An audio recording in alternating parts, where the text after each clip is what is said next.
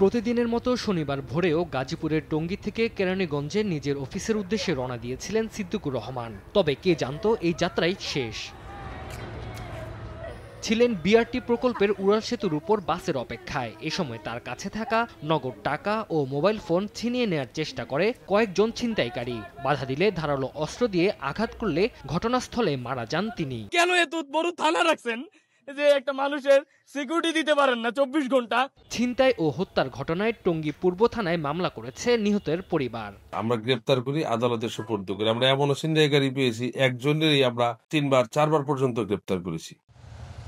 যশোরে অভিযানে আটক যুবদল নেতা ওয়ালিউর রহমান উজ্জ্বল কারাগারে মৃত্যুবরণ করেছেন। মামলা নথিপত্রে গণপিটুনির কথা উল্লেখ করা হলেও পরিবারের অভিযোগ আইনশৃঙ্খলা বাহিনীর নির্যাতনে তার মৃত্যু হয়েছে।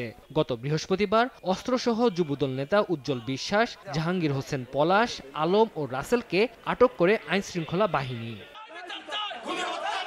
তানজিল হাসনাত, সময় সংবাদ।